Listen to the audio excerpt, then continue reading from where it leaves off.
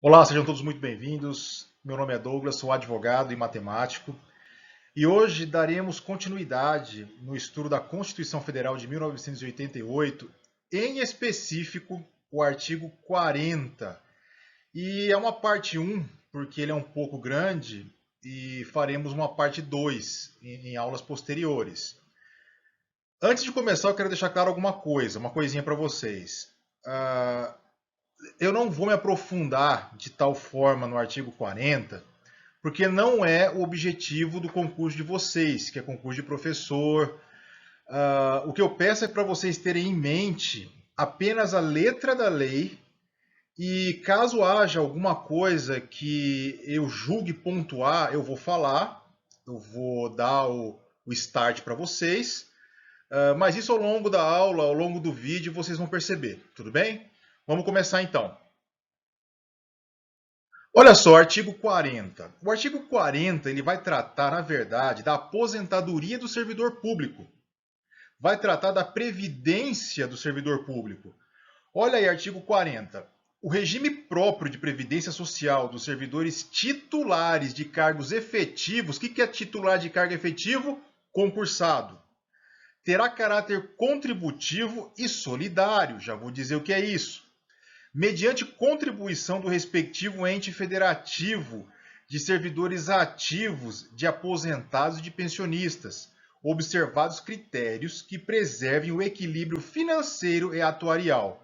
Olha só, servidor público tem direito à aposentadoria como qualquer outro trabalhador, só que ele vai ter um regime de previdência próprio, ou seja, uma legislação própria que dá o direito à aposentadoria do servidor público. Essa legislação ela será federal, estadual, municipal ou distrital, de acordo com o ente federativo que o servidor trabalha. Se ele for um servidor federal, haverá uma lei federal dando direito a ele ou regindo, dando, digamos assim não, dando a legalidade da aposentadoria dele. O mesmo vale para o estado, para o município ou para o Distrito Federal. É de caráter contributivo e solidário. Prosseguindo aqui. Caráter contributivo. O que é isso? É obrigatório. Além disso, a administração pública vai exigir a contribuição do agente público para a aposentadoria. Ele vai ter que contribuir por um tempo X para conseguir a aposentadoria. Nós vamos chegar lá. Qual é esse tempo? Quanto ele tem que trabalhar? Qual é a aposentadoria compulsória? Já vamos chegar lá. Mas o fato é, ele vai ter que contribuir durante esse tempo. Vai ter que contribuir mensalmente durante esse tempo. Esse é o caráter contributivo. Caráter solidário. O sistema de aposentadoria não é individual, mas sim por repartição simples, em que se tem o pacto intergeracional. Uma geração trabalha para sustentar a geração passada. E o inativo contribui porque o sistema é solidário. Em outras palavras, todos vão contribuir para a previdência social para que todos possam ter a sua aposentadoria.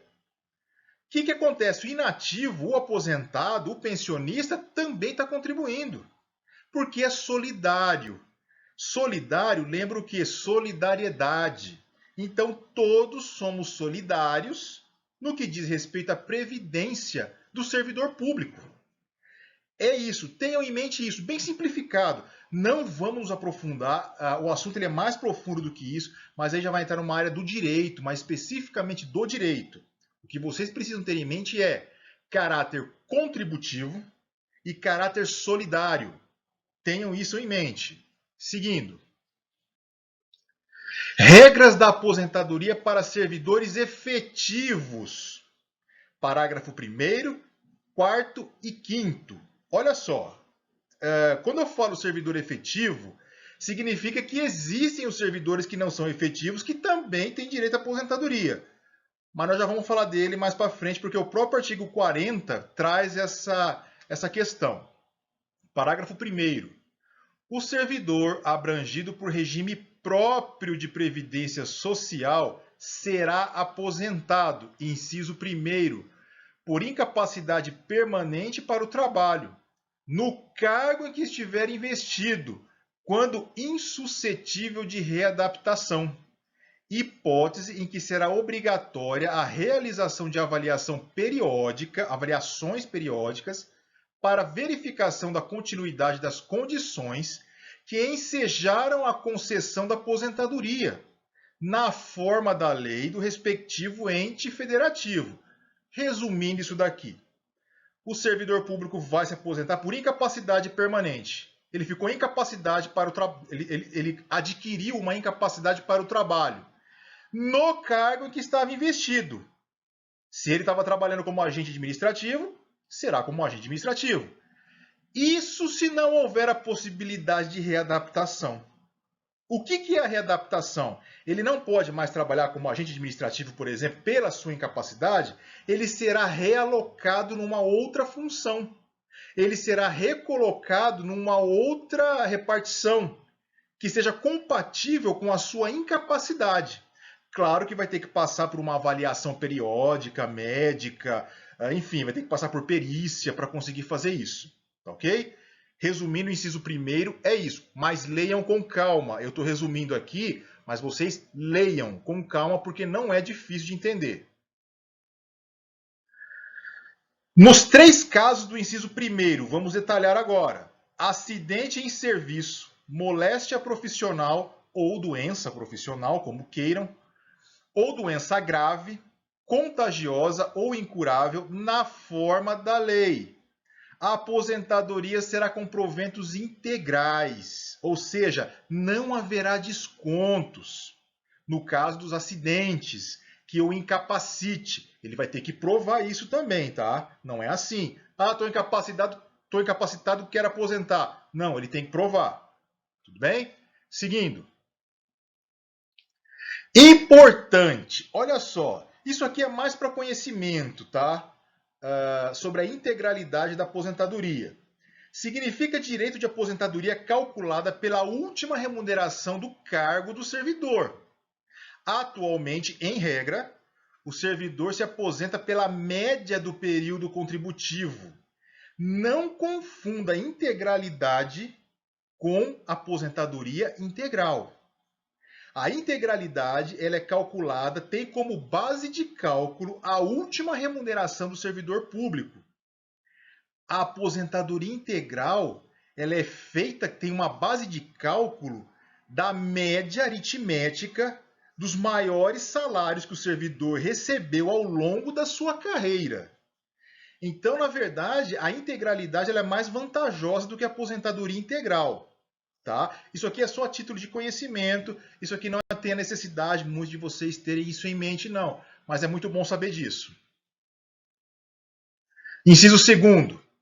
O servidor vai se aposentar compulsoriamente, ou seja, obrigatoriamente, com proventos proporcionais ao tempo de contribuição. Não, veja bem, é proporcional.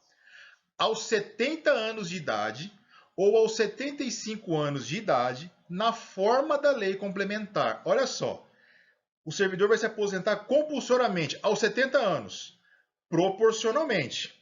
Vai fazer um cálculo de quanto tempo ele contribuiu e vai levar em consideração também a idade dele. Mas, quando ele completa 75 anos de idade, essa foi a chamada PEC da Bengala, né? Aí ele tem que se aposentar de qualquer forma. Se ele chega aos 70, ele pode até prosseguir aos 75, mas chegando aos 75, ele é obrigado a se aposentar. Ele não pode mais continuar no serviço público. Ah, mas eu quero, mas não pode. Não, mas eu vou. Não, não vai. Completou 75, amigo, pega a tua trouxa, vai para casa, vai descansar. Tudo bem? É o que diz o inciso 2º. Inciso 3º. No âmbito da União, olha, só começando o inciso 3º, ele vai fazer uma diferenciação aí, uma distinção dos entes federativos. Vamos devagar. Inciso 3º, no âmbito da União, aos 62 anos de idade, se mulher. E aos 65 anos de idade, se homem. E no âmbito dos estados, do Distrito Federal e dos municípios, na idade mínima estabelecida mediante emenda às respectivas constituições e leis orgânicas, observados o tempo de contribuição e os demais requisitos estabelecidos em lei complementar do respectivo ente federativo. Parece uma bagunça, parece uma coisa difícil. Não, vamos entender o inciso terceiro. No âmbito da federação, no âmbito da União, o homem se aposenta com 65 anos e a mulher com 62 anos. Ele tem que cumprir essa idade para conseguir a aposentadoria integral. Tudo bem? Além do tempo de contribuição. Além disso, saindo da esfera da União e entrando na esfera dos estados, Distrito Federal e município, aí a idade mínima vai ser estabelecida de acordo com a Constituição do Estado ou de acordo com a lei orgânica do município ou do Distrito Federal. Mas vai ter que observar também o tempo de contribuição, ou seja, além da idade, vai ter que ter o tempo de contribuição e mais normas que vão ser estabelecidas em lei complementar. Essa lei complementar vai ser de acordo com cada ente federativo. Cada ente federativo vai editar uma lei complementar para dar esses requisitos para a pessoa aposentar. Parece complicado, parece difícil, mas não é. Lembrando que lei complementar é diferente de lei ordinária, mas não vem o caso aqui. Apenas tenham em mente que vai ter que ser lei complementar dos municípios e dos estados, além da idade e da contribuição. Leiam o inciso terceiro com calma, com tranquilidade.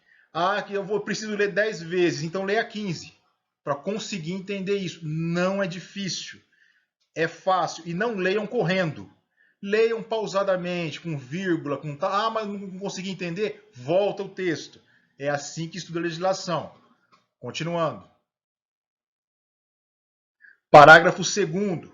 Os proventos de aposentadoria não poderão ser inferiores ao valor mínimo a que se refere o parágrafo 2º do artigo 201, ou superiores ao limite máximo estabelecido pelo regime geral de previdência social, observados os dispostos no parágrafo 14 a 16. Olha só, o parágrafo 2º aqui está estabelecendo limites, teto e piso. É isso. Aí vocês vão ter que ler aí o artigo 201 da Constituição Federal para entender. Existe um teto e existe um piso para a aposentadoria do servidor público. Não é assim como eu quero. Não, é estabelecido. Qual é esse parâmetro? O parâmetro está lá no artigo 201. É lá que a pessoa vai ver os limites. Além disso, está estabelecido também onde? No parágrafo 14 a 16 do artigo 40. Nós vamos chegar lá já, tá ok? Então, o que o parágrafo 2º está estabelecendo? Limites máximo e mínimo para a aposentadoria do servidor público. Continuando. Olha só, parágrafo 3º. As regras para cálculo de proventos de aposentadoria serão disciplinadas em lei do respectivo ente federativo. Falei isso anteriormente. Cada ente federativo terá a sua lei disciplinando a aposentadoria ou a previdência do seu servidor público. A União vai ter uma, o Estado terá a sua e o município também terá a sua. E o Distrito Federal também terá a sua. Tá ok? Só que tudo regrado pela Constituição Federal. Parágrafo 4º. É vedada, ou seja, é proibida a adoção de requisitos ou critérios diferenciados para a concessão de benefícios em regime próprio de previdência social, ressalvado o disposto nos parágrafos 4º-A, 4º-B, 4º-C e 5º. O parágrafo 4º aqui, pessoal, na verdade, está disciplinando uma isonomia, tá? Está dizendo o seguinte, não pode ter requisitos diferenciados para a concessão da aposentadoria dentro do regime próprio do servidor. É isso, é uma isonomia dentro da previdência do servidor público. Parágrafo 4º-A. Poderão ser estabelecidos por lei complementar do respectivo ente federativo idade e tempo de contribuição diferenciados para a aposentadoria de servidores com deficiência, previamente submetidos à avaliação biopsicossocial realizada por equipe multiprofissional e interdisciplinar. Aqui está tratando do quê? Da aposentadoria de pessoas portadoras de deficiência. Cada ente da federação poderá fazer uma lei complementar para disciplinar essa aposentadoria. Só que não basta dizer que você é deficiente.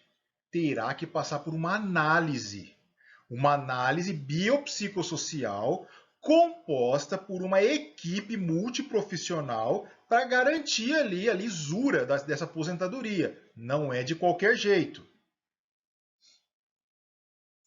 Parágrafo 4b.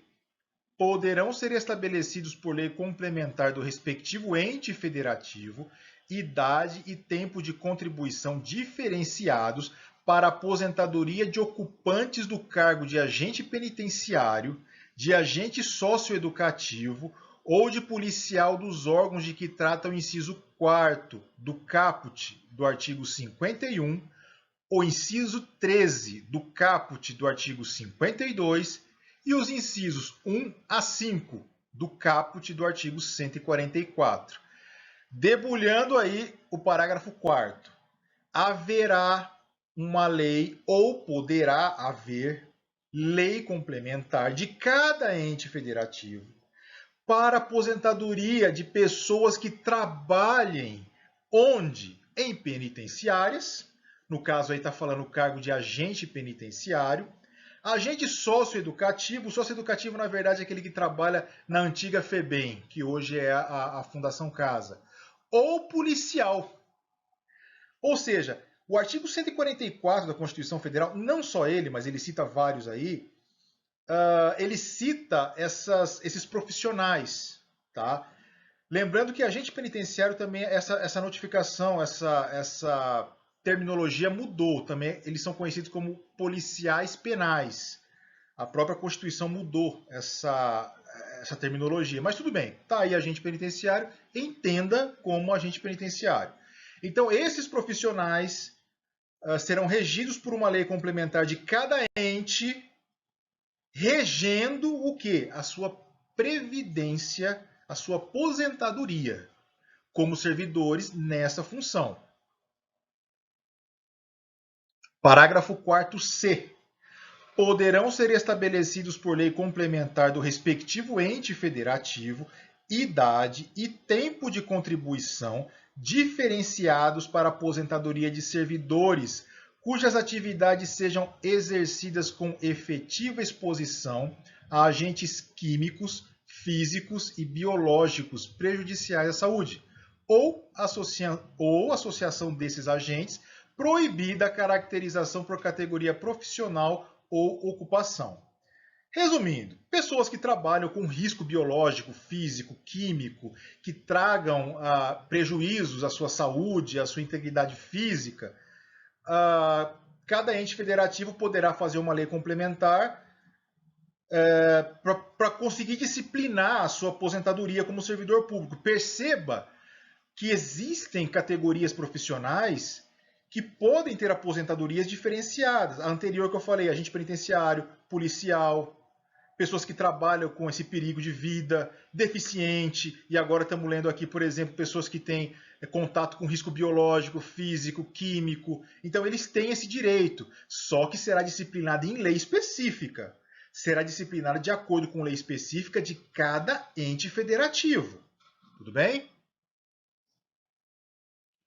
Parágrafo 5º. Esse aqui é bem específico para vocês, professores.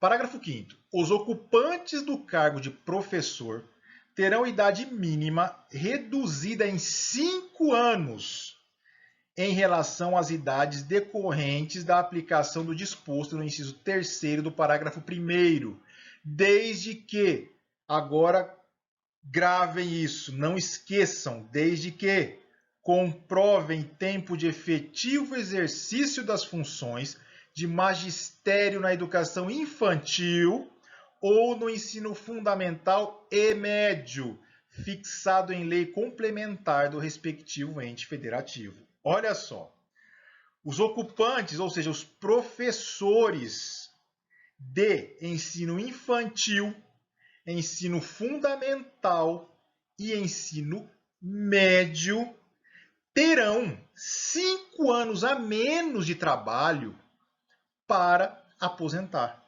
para conseguir o benefício da aposentadoria.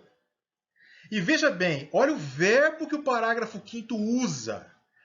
Terão idade mínima reduzida. Terão. O verbo, na verdade, ele está impondo, ele está obrigando. Veja que é algo imperativo. Terão idade mínima 5 anos a menos para conseguir a aposentadoria. Só que, vale aí professor de ensino superior, faculdade? Não, não vale. Só vale para educação infantil, fundamental e médio. E tem que ser exclusivamente trabalhado durante todo o tempo como professor nessa categoria. Você não pode, por exemplo, interromper. Eu começo trabalhando 10 anos, aí eu fico 10 anos sem trabalhar, e aí eu pego tudo de novo como professor e aí eu quero aposentar. Não, você tem que ser na integralidade. Tá? Eu estou falando mais da parte doutrinal, porque a doutrina entende isso, mas apenas como conhecimento extra. Tá? O que vocês têm em mente é o seguinte, que os professores que comprovarem dedicação exclusiva, trabalho exclusivo no ensino infantil, fundamental e médio, terão 5 anos a menos para trabalhar para conseguir aposentadoria. Tá, ok? E é professor, não é coordenador, não é diretor, não é diretor 1, 2, não, é professor. Tá, ok? Porque é letra de Constituição. Seguindo. Parágrafo 6º. Ressalvadas as aposentadorias decorrentes dos cargos acumuláveis na forma desta Constituição, é vedada a percepção de mais de uma aposentadoria à contagem de regime próprio de previdência social, aplicando-se outras vedações ou outras proibições, regras e condições para a acumulação de benefícios previdenciários estabelecidos no regime geral de previdência social. O que é isso? O que está dizendo? Você não pode acumular aposentadoria. É isso. Exceto aquelas aposentadorias que estão contidas no artigo 37 da Constituição Federal, que aí você pode acumular, que está no canal, a aula que eu dei aí sobre direito constitucional, que vocês certamente já viram, mas vou relembrar. Quais são os cargos acumuláveis de aposentadoria expressos na Constituição Federal? 2 cargos de professores. 1 cargo de professor mais 1 cargo técnico. E, além disso, 2 cargos de profissionais que exerçam função da saúde. 2 cargos de profissionais da saúde. Isso está lá no artigo 37. São os cargos possíveis de acumularem aposentadoria. Tá, ok? Tem discussão doutrinal sobre isso, tem discussão jurisprudencial sobre isso. Não vou entrar nesse mérito porque não é o objetivo aqui. Tá? Mas, letra de lei é isso. Você não pode acumular aposentadoria, exceto aqueles que estão lá no artigo 37 da Constituição Federal. Tá, ok? Seguindo. Parágrafo 7º. Observado o disposto no parágrafo 2º do artigo 201, leiam o parágrafo 2º do artigo 201, porque se eu for começar a ler aqui, aí a aula vai a noite inteira, o dia inteiro. Leiam. Observado o disposto no parágrafo 2º do artigo 201, quando se tratar da única fonte de renda formal auferida pelo dependente, o benefício de pensão por morte será concedido nos termos da lei do respectivo ente federativo, a qual tratará de forma diferenciada a hipótese de morte dos servidores de que trata o parágrafo 4º, decorrente de agressão sofrida no exercício ou em razão da função. Gente, parágrafo 7º, ele é muito mais voltado para o pessoal do direito, ele é muito mais voltado para um concurso que exige um entendimento um pouco mais profundo do direito. Eu só peço que vocês leiam ele com atenção. Esse parágrafo 7 ele não é muito para vocês, tá? Mas leiam com calma apenas a título de conhecimento. Mas ele não é um artigo muito voltado para vocês que estão dedicados ao concurso de professor, tá? Parágrafo 8º. É assegurado o reajustamento dos benefícios para preservar-lhes em caráter permanente o valor real conforme critérios estabelecidos em lei. O que é isso?